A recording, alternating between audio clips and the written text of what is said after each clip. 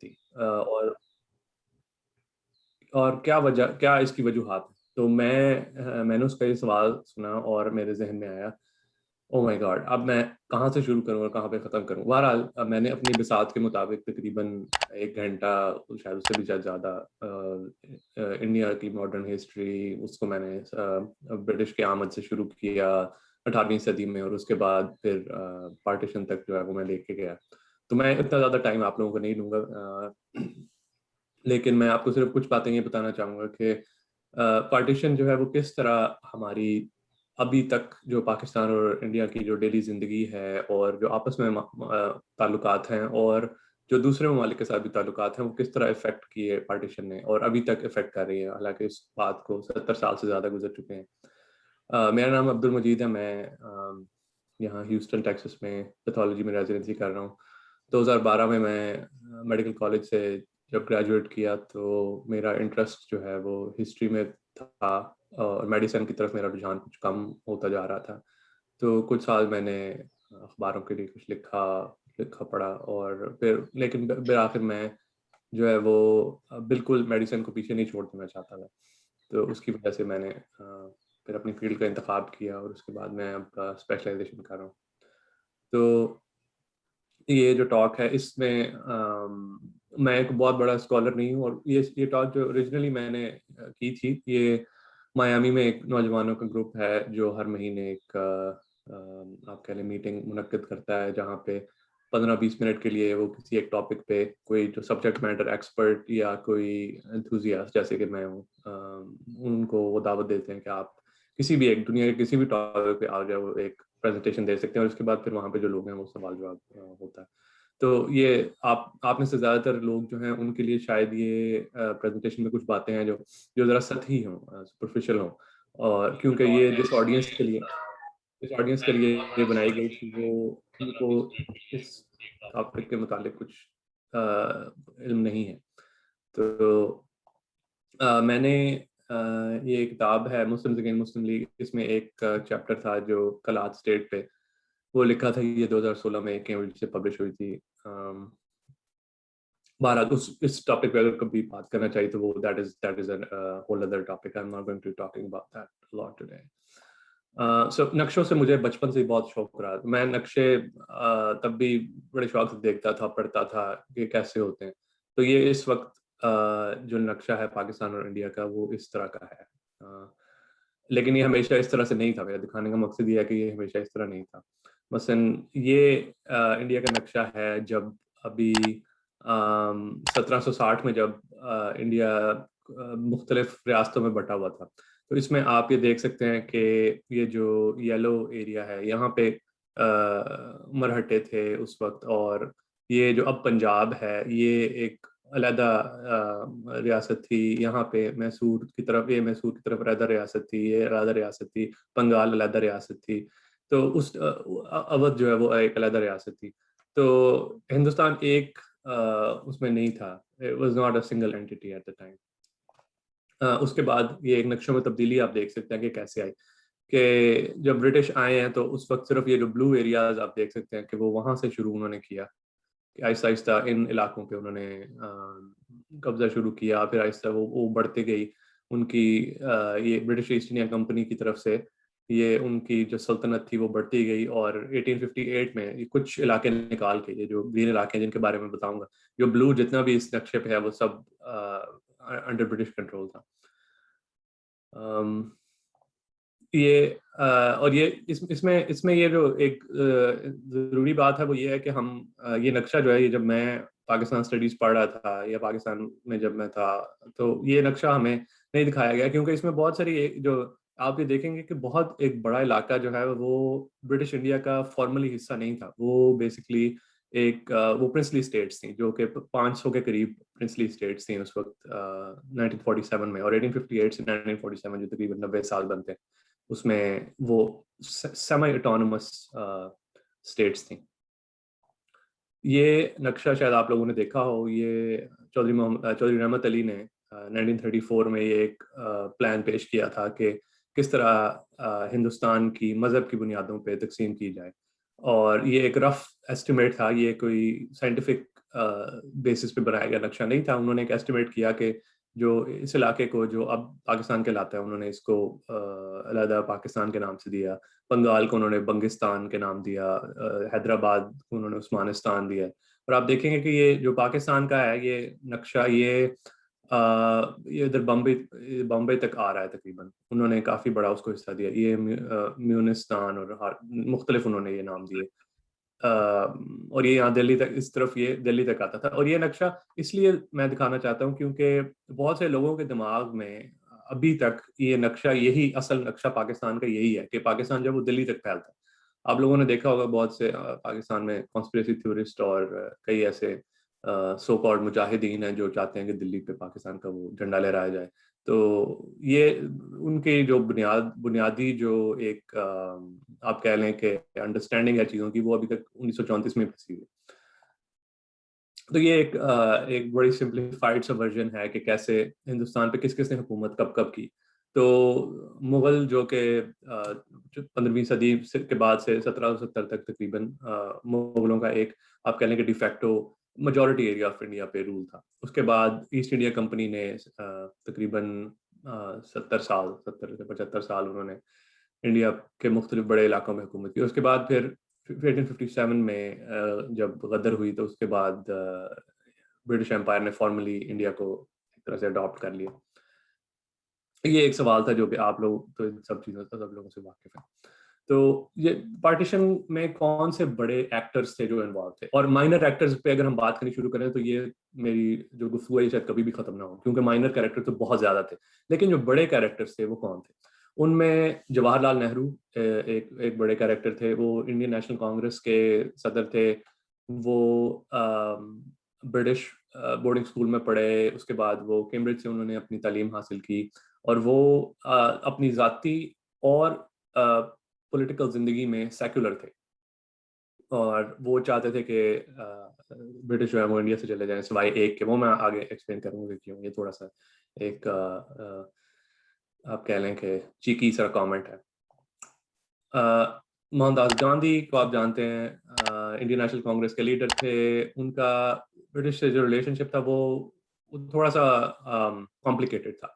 उन्होंने इंग्लैंड से तालीम हासिल की. उन्होंने उसके बाद साउथ अफ्रीका में गए तो वहाँ पे उन्होंने जो सिविल राइट्स की जो उन्होंने आप कह लें कि नेसेंट सिविल राइट्स की जो तहरीक थी वो सिर्फ जो है वो इंडियन ओरिजिन लोगों के लिए थी. वो जो वहाँ पे रहने वाले अफ्रीकी नयाद लोग थे उन लोगों के लिए नहीं थी.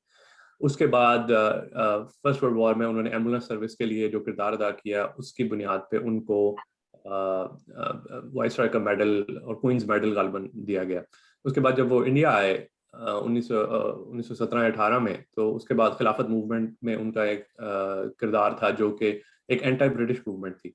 और फिर उसके बाद उनका ज़्यादातर इंडिया आने के बाद उनका ज़्यादातर जो रुझान था वो एंटी ब्रिटिश ही रहा. और वो उनकी जो पॉलिटिक्स और उनका जो पर्सनल लाइफ थी उसमें रिलीजन और पॉलिटिक्स जो है वो अनलाइक नेहरू वो मिक्स थी. यानी वो उनके लिए पॉलिटिक्स वाज रिलीजन और रिलीजन वाज पॉलिटिक्स. तो that was something important to know. उसके बाद हमारे कायद आज़म मोहम्मद अली जिन्ना जो कि ऑल इंडिया मुस्लिम लीग के सदर थे लेट 1930s और 40s में. वो उन्होंने भी इंग्लैंड से पढ़ा लॉ. और वो उनका लाइफस्टाइल जो है पर्सनल लाइफ में वो सेकुलर लाइफस्टाइल था. वो सब कुछ करते थे जो सेकुलर मुसलमान या जो सेकुलर लोग हैं वो करना चाहते हैं, और मुझे इस पर कोई एतराज़ नहीं है. लेकिन उनकी पॉलिटिक्स जो है वो आफ्टर 1930s और स्पेशली इन द 40s वो काफ़ी रिलीजन ओरिएंटेड, या मतलब उसमें एक religion excuse me religious bent आ गया था. और अंटिल द 1940s उनके दिमाग में एक ये जो सेपरेट होमलैंड वाला मसला है ये नहीं था मुसलमानों के लिए. वो ये नहीं चाहते थे. वो with in the bounds of the British constitution, जो कॉन्स्टिट्यूशन ऑफ जो इंडिया था 1935 का, वो उसके तहत ही रहना चाहते थे.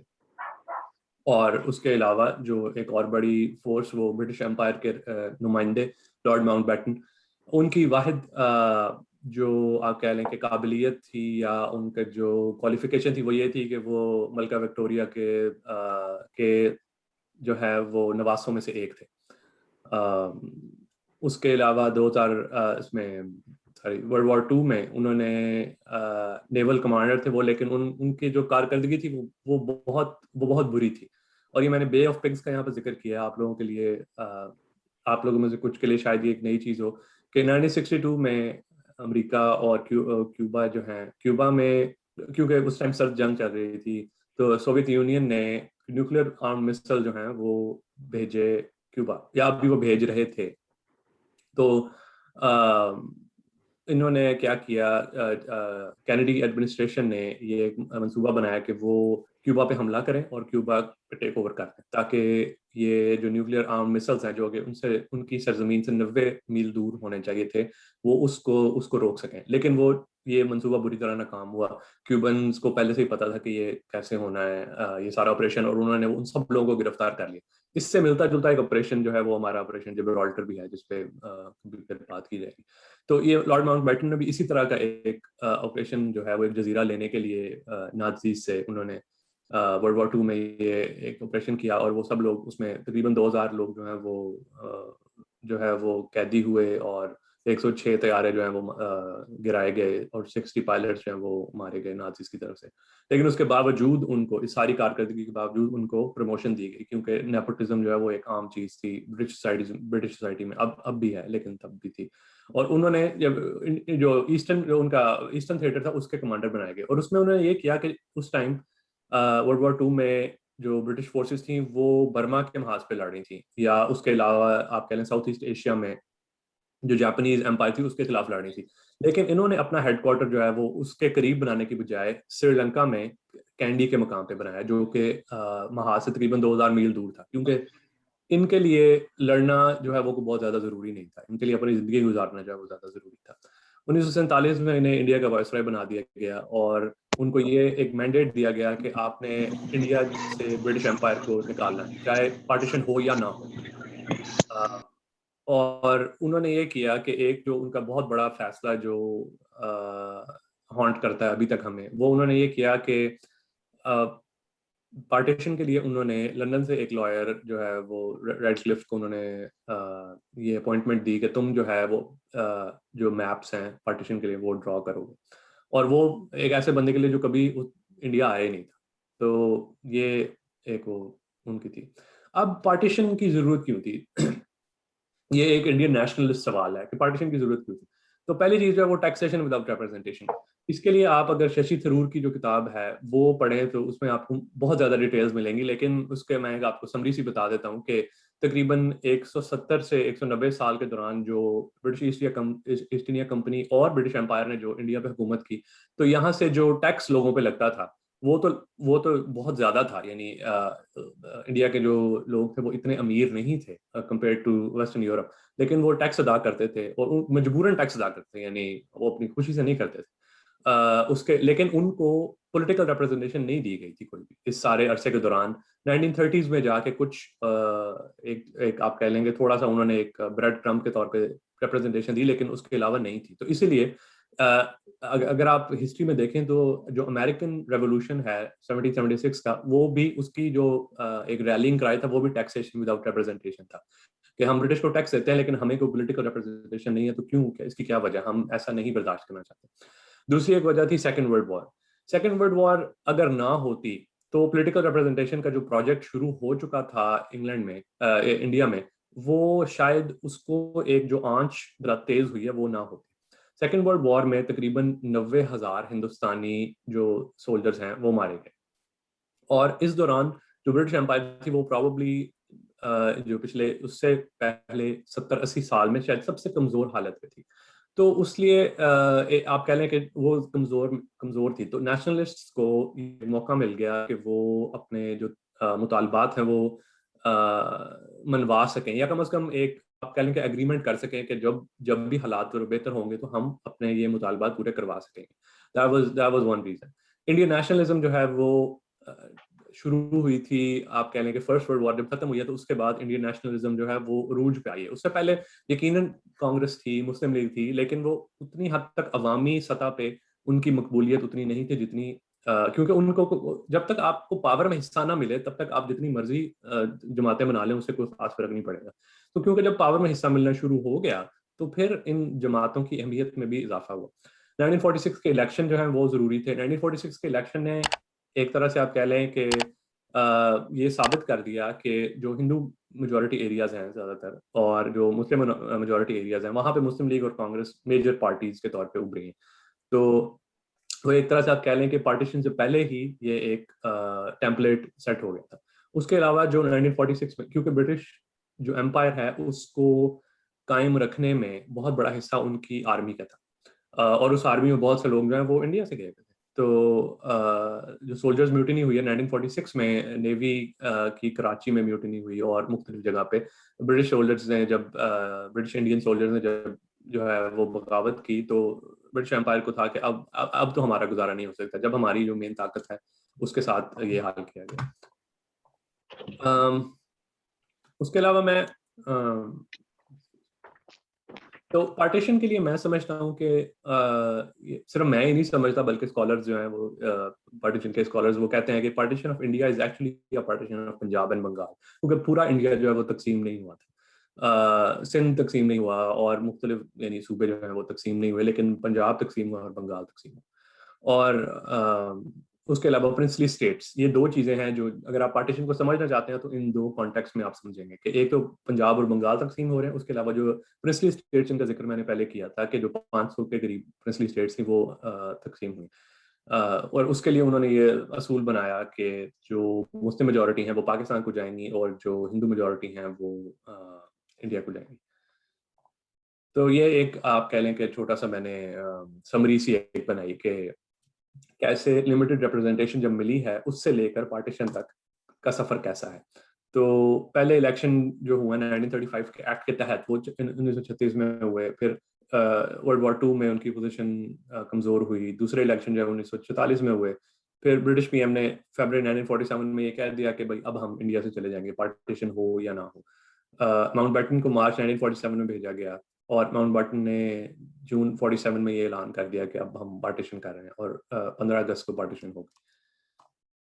تو یہ آپ دیکھ سکتے ہیں کہ یہ ایک نقشہ ہے تقسیم کے وقت کا کہ حیدرآباد جو ہے وہ آزاد رہنا چاہتا تھا پرنسلی اسٹیٹ کے طور پہ. کشمیر جو ہے اس کا ڈسپیوٹڈ تھا. جوناگڑھ کا ڈسپیوٹڈ تھا. کلات ڈسپیوٹڈ تھا. یہ پرنسلی اسٹیٹس ہیں جو بڑی پرنسلی اسٹیٹ تھیں ان میں سے تھیں اور ان سب کا کچھ مختلف ان کے موقف تھے کہ ہم نے کس کے ساتھ رہنا. یا حیدرآباد کے کیس میں وہ چاہتے تھے کہ ہم آزاد رہیں جو کہ شاید ممکن تھا شاید نہیں تھا.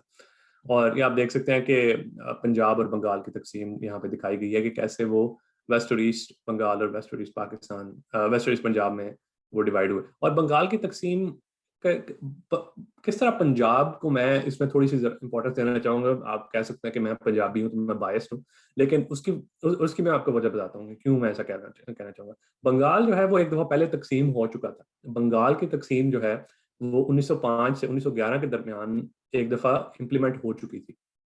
تو اس کے کچھ خد و خال ایسے موجود تھے ان علاقوں میں جو لوگ رہتے تھے وہ اس کرب سے پہلے گزر چکے تھے کہ چاہے اس میں میس ڈسپلیسمنٹ نہیں ہوئی جس طرح تقسیم کے موقع پہ ہوئی. وہ اس وقت بھی ایک ایڈمنسٹریٹو اینٹی کا حصہ تھے یقیناً لیکن ان کو کچھ حد تک اندازہ تھا کہ تقسیم اگر ہو جائے بنگال کی تو وہ اس کے خد و خال کیا ہوں. پنجاب کے ساتھ یہ مسئلہ ہوا کہ پنجاب جو ہے جب یہاں پہ نہری نظام 1900 میں ارلی 1900 میں جب نہری نظام شروع ہوا تو بہت سے لوگ جو ایسٹ پنجاب میں تھے وہ ویسٹ پنجاب کی طرف آئے تاکہ وہ وہاں پہ جو نہریں کھد رہی ہیں اور اس کی وجہ سے جو زمین زرخیز ہو رہی ہے تو وہ وہاں پہ رہیں گے یا وہ اس میں ان کو جگہ ملے گی. اس کے بعد اور تو ایک پہلے سے ایک آپ کہہ لیں کہ مائنر ڈسپلیسمنٹ تو نہیں کہنی چاہیے لیکن لوگ اکنامک مائیگرنٹس کے طور پہ ایسٹ سے ویسٹ پنجاب گئے تھے. جب اب ان میں سے بہت سے لوگ جو تھے وہ سکھ تھے یا ہندو تھے غیر مسلم تھے لیکن جب تقسیم ہو رہی ہے تو اب ان کو کہا جا رہا ہے کہ وہ اس ٹائم کیونکہ مائنورٹی میں تھے تو وہ ان کو کہا جا رہا ہے کہ اب وہ آپ واپس چلے جائیں. تو ان کو ایک طرح سے ڈبل پارٹیشن کا حصہ آپ کہہ لیں کہ بننا پڑا. تو یہ ایک المیہ تھا. تو ویسے یہ میں نے تب سوال پوچھا تھا, آپ لوگ اگر اس کا جواب دینا چاہتے ہیں تو آپ چیٹ میں دے سکتے ہیں, اگر آپ نہیں دینا چاہتے تو اس میں کوئی ایسی وہ خاص بات نہیں ہے, I won't force you. So partition جو ہے اگر صرف نمبرز کی بیس پہ دیکھا جائے کہ کیا نمبرز ہیں جو ہم نے پارٹیشن میں, کتنے لوگ جو ہیں ان وہ مارے گئے, کتنے لوگ جو ہیں ان کو اپنے گھر چھوڑ کے جانا پڑا, اور اس کے علاوہ جو مسائل ہیں وہ کیا ہوئے, تو تقریباً 15 ملین لوگ جو ہیں, یہ ایک ایسٹیمیٹ ہے, وہ ان کو اپنے گھر بار سب کچھ چھوڑ کے پار کر کے جانا پڑا, سرحد پار کر کے دوسری طرف جانا پڑا. اور 15 ملین جو ہے وہ ایک بڑی آبادی ہے. وہ آپ لوگوں میں سے اگر کسی کو, اور مجھے امید ہے کہ کافی ساروں کو کبھی موو کرنے کا موقع ملا ہو, تو اپنا گھر چھوڑ کے وہاں سے 2 گھنٹے دور فاصلے پہ جانا, سارا پیک کر کے ایک نئے گھر میں جانا جو ہے وہ ایک بڑا مسئلہ ہوتا ہے. تو اپنی پوری زندگی کے لیے اگر آپ نے جانا ہو تو وہ اس کا ایموشنل ٹول جو ہے وہ ایک آپ کے جو آپ کی نارمل سائیکی ہے اس پہ وہ اثر کرتا ہے. اس کے علاوہ تقریباً 1 سے 2 ملین لوگ جو ہیں, this is also an estimate because record keeping was not accurate, وہ اس میں مارے گئے. اور ظاہر ہے وہ اکیلے تو نہیں تھے, ان کے فیملیز بھی تھیں جو اس کی وجہ سے افیکٹ ہوئیں, ان کے بچے, ان کے ماں باپ, ان کے بہن بھائی, ان کی بیویاں, ان کی بہن, یعنی وہ سب وہ جو 1 سے 2 ملین لوگ ہیں, یہ اگر مارے گئے ہیں تو صرف 1 سے 2 ملین لوگ نہیں ہیں, ان کے ساتھ جو ایک جڑا ہوا پورا نیٹ ورک ہے فیملی کا جو افیکٹ ہوا اس ساری چیز سے, اس کو بھی ہم نے دیکھنا ہے. اور ہزاروں کی تعداد میں جو خواتین ہیں ان کا ریپ ہوا, جو کہ اور rape as an instrument of war is not something that just happened in partition, this has happened for thousands of years. کہ کس طرح جو ہے وہ مرد جنگوں کی صورتحال میں ریپ کو as an instrument of war استعمال کرتے ہیں, اور اس کے بھی جو سائیکولوجیکل ٹراماز ہیں اور اس کے جو آفٹر افیکٹس ہیں. اروشی بٹالیا کی کتاب 1983-84 میں جو شائع ہوئی تھی, اس میں آپ تفصیل سے دیکھ سکتے ہیں. تو اس کے بعد اب کچھ تصویریں ہیں جو مارگریٹ برک وائٹ نے لی تھیں کہ جب پارٹیشن ہو رہی تھی تو کیسے لوگوں کی کیا حالت تھی. میں اس کو ذرا فاسٹ فارورڈ کروں گا. تو یہ آپ دیکھ سکتے ہیں کہ یہ جو لوگ ہیں بیچارے, یہ they are not rich people, یہ عام لوگ ہیں جن کی زندگی جو ہے وہ ایک عام انفارمل اکانومی کے ساتھ جڑی ہوئی, اور ان کے پاس یعنی they don't really know anyone جب وہ جاتے ہیں بارڈر کراس کر کے, تو ان کی زندگی جو ہے وہ ہمیشہ کے لیے جو ہے وہ چینج ہوگی. تو یہ کچھ تصویریں ہیں, یہ آپ مارگریٹ برک وائٹ اگر آپ سرچ کریں گوگل پہ تو یہ آپ تقریباً 200-300 تصویریں ہیں, آپ دیکھ سکتے ہیں اس زمانے کی. تو اب میں کچھ اپنی اسٹوری بھی بیان کروں گا. تو میرا تعلق جو ہے, میری پیدائش ہے وہ سیالکوٹ کی ہے. میرے نانا جو ہیں وہ جموں میں پیدا ہوئے, اور اس کے جب وہ تقریباً 9 سال کے تھے جب پارٹیشن ہوئی. اور آپ لوگوں کو پتہ ہے کہ جموں اور کشمیر کے جو راجا تھے انہوں نے یہ فیصلہ کیا تھا کہ وہ انڈیا کے ساتھ الحاق کریں. تو میرے نانا اور ان کے والد اور ان کی فیملی جو ہے وہ جموں سے سیالکوٹ آ گئی تھی. اور وہ اس کے بعد جب وہ آ گئے تو وہ ساری عمر ان کے پاس اپنی جائیداد کے کاغذ جو تھے وہ انہوں نے سنبھال کے رکھے ہوئے تھے جو وہاں تھی. اور وہ آخری دن تک جب ان کی وفات ہوئی تو وہ یہی چاہتے تھے کہ کس طرح میں واپس ایک دفعہ اپنا جو گھر ہے, آبائی گھر ہے جموں میں, وہ دیکھ سکوں. یہ میرے نانا کی تصویر ہے. وہ جو پاکستان آئے انہوں نے جو ہے وہ آرمی جوائن کی, انہوں نے پہلے میڈیکل کالج گئے, وہاں سے ڈاکٹر بنے, پھر وہ انہوں نے آرمی جوائن کی. پھر یہ میرا ان کی جو ہے میری والدہ کے ساتھ تصویر ہے, وہ یونیفارم میں تھے. اور وہ ان کا انتقال جو ہے وہ 1993 میں ہوا. اور ان کی میری والدہ بتاتے ہیں کہ آخری دم تک وہ یہی جب خصوصاً جب وہ بالکل when he was in his last few days, تو وہ ان سے وہ پوچھا کرتے تھے کہ وہ کاغذ کدھر ہے, یعنی جو زمین کے کاغذ سے وہ پوچھتے تھے کہ وہ ابھی تک ہے نا, سنبھال کے رکھے میں نے تم لوگوں نے. تو it was still on his mind like so many years after. یہ صرف ایز اے کمپیریزن میں دکھانا چاہ رہا ہوں کہ یہ دیکھ سکتے ہیں کہ سیالکوٹ اور جموں میں صرف جو ہے وہ تقریباً 25 میل کا فاصلہ ہے. تو یہ تقریباً اگر ہائپوتھیٹیکلی دیکھا جائے کہ اگر درمیان میں رستہ ہو تو شاید جو ہے وہ 45 منٹ سے 1 گھنٹے کے دوران آپ جو ہے وہ ایک جگہ سے دوسری جگہ جا سکتے ہیں. لیکن جو بیچ میں ایک بہت بڑا بارڈر ہے, اس کی وجہ سے اب مجھے کم از کم میری زندگی میں تو شاید ممکن نہ ہو شاید کہ کبھی ایسا ہو سکے. تو کیا اب میں واپس اس سوال کی طرف آتا ہوں جو میرے دوست نے اٹھایا تھا کہ پاکستان اور انڈیا جو ہیں وہ کیوں آپس میں نہیں ان کا ساتھ جو ہے وہ کیوں نہیں چل سکتے. تو اس کی ایک بہت بڑی وجہ جو ہے وہ انریزالوڈ ٹراما ہے پارٹیشن سے, کہ پارٹیشن کے دوران یہ جو سب ہوا اس پہ ہماری کچھ تو ایک نیشنل سائیکی ہے جو کہ میں بھی پاکستان کا پلا بڑا ہوں, چاہے اب امریکہ میں رہتا ہوں, لیکن وہ جو پاکستان کی جو ایک نیشنل بیماری ہے وہ میں ساتھ ہی لے آیا ہوں کہ we are not very open about our trauma, کہ ہم جس کرب سے گزرتے ہیں وہ بس ہم اپنے اندر ہی دبا کے رکھتے ہیں, اور وہ that's not healthy for your mind. تو یہ ایک جو چیز ہے ایک نیشنل سطح پہ بھی یہ ہوا, ایک تو انڈیویجول سطح ہے جو جس کا میں ذکر کر رہا ہوں, لیکن نیشنل سطح پہ بھی یہی ہوا کہ ہم نے اس کرب کو دبایا, ہم نے اس کا اظہار نہیں کسی کے ساتھ کیا. اور اس کے علاوہ جو ریلیجس آئیڈینٹی پالیٹکس ہے وہ دونوں سائڈوں پہ لوگوں نے کھیلی. کانگریس اور بی جے پی ہو انڈیا میں یا پاکستان میں بھی, کوئی بھی جماعت ہو, کوئی بھی جماعت ایسی نہیں ہے جو کہہ سکے کہ جی ہم نے کبھی بھی ریلیجس آئیڈینٹی پالیٹکس نہیں کھیلی. اس کے علاوہ پرنسلی اسٹیٹس کا جو مسئلہ ہے کشمیر کا خاص طور پہ, لیکن شروع میں جب پارٹیشن شروع ہوئی تھی تو حیدرآباد کے معاملے پہ تھوڑا سا مسئلہ تھا, جوناگڑھ کے معاملے پہ, پھر کلات کا تو خیر پاکستان نے اپنا ہی ایک علیحدہ کھولا ہوا تھا. اس کے علاوہ ملٹری ایڈونچرزم پاکستان نے زیادہ کی, انڈیا کی طرف سے اتنا نہیں آیا, لیکن یہ کچھ وجوہات ہیں, یہ کمپریہنسو اس پہ آپ کہہ لیں کہ اس ٹاپک پہ یہ لک نہیں ہے کہ صرف یہ ان 4 وجوہات ہیں, لیکن آپ اگر اس میں مزید بھی ایڈ کرنا چاہتے ہیں تو وہ آپ منحصر ہے. اب میں اس کو کیوں کہتا ہوں نیور اینڈنگ پارٹیشن, کہ یہ پارٹیشن ابھی تک ختم کیوں نہیں ہوئی اور یہ کبھی بھی ختم نہ ہو. ایک تو کشمیر کے مسئلے پہ ہم نے 3 جنگیں لڑی ہیں, اور اگر حالات ایسے ہی رہے جیسے اب ہیں اور چلتے رہے مزید تو ممکن ہے کہ اور بھی مزید کانفلکٹ ہو کشمیر کے مسئلے پہ, اور یہ کشمیر کا مسئلہ ظاہر پارٹیشن سے شروع ہو. پھر اس کے علاوہ ایک اور پارٹیشن پاکستان میں, تو پھر ایک دوسری ایک پارٹیشن بھی ہوئی پاکستان میں, جو ایسٹ اور ویسٹ پاکستان ہے ان کی پارٹیشن بھی ہوئی 1971 میں, اور ہم تو ابھی تک اس کو بھی ریزالو نہیں کر پائے.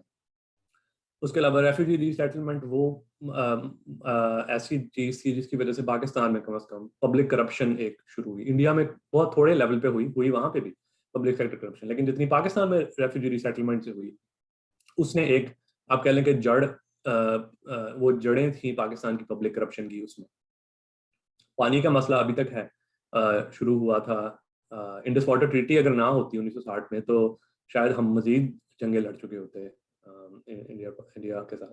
پاکستان میں ایک چیز جو ہے وہ کلوجر ایک چیز ہوتی ہے کہ آپ کس طرح جو ٹراما ہے اس کا ایک اختتام, لاجیکل اختتام جس کو کلوجر کہتے ہیں, اس تک پہنچنے کے لیے ایک جو چیز ظاہر وہ لازمی نہیں کہ وہ اسی فارم میں ہو, لیکن جو میں نے دیکھا ہے اور جگہوں پہ وہ یہ ہے کہ آپ میوزیمز یا مونومنٹس بناتے ہیں اس چیز کے. جرمنی میں آپ چلے جائیں یا امریکہ میں آپ دیکھ لیں, اور ملکوں میں وہ میوزیم ہیں یا مونومنٹس ہیں جن سے پتہ چلتا ہے کہ یہ کچھ یہاں پہ ہوا اور ہم اس پہ جو ہے وہ یہ نہیں ہونا چاہیے تھا, یا ہم اس پہ شرمندہ ہیں اس واقعے کی وجہ سے.